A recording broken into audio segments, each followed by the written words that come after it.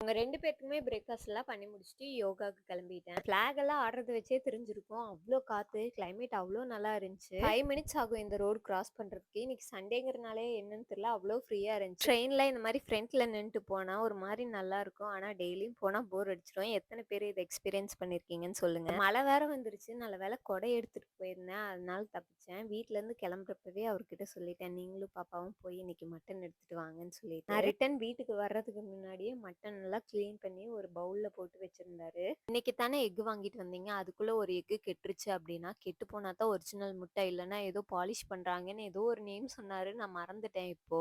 இந்த ஒரு நான்வெஜ் டிஷ்ஷை எனக்கு டெய்லியும் கொடுத்தா கூட நான் சாப்பிட்டே இருப்பேன்னு சொல்லிட்டு, உங்களுக்கு ஏதாச்சும் ஒரு டிஷ் இருந்துச்சுன்னா கீழே கமெண்ட் பண்ணுங்க மறக்காம. பிரியாணி எல்லாம் சாப்பிட்டு முடிச்சுட்டு நல்லா ஈவினிங் போல இருந்துட்டு ஒரு ஃப்ரெண்டு வீட்டுக்கு போயிருந்தோம். லித்திகா ரொம்பவே என்ஜாய் பண்ணா. ஏன்னா அங்க 2 பப்பீஸ் வேற இருந்துச்சு.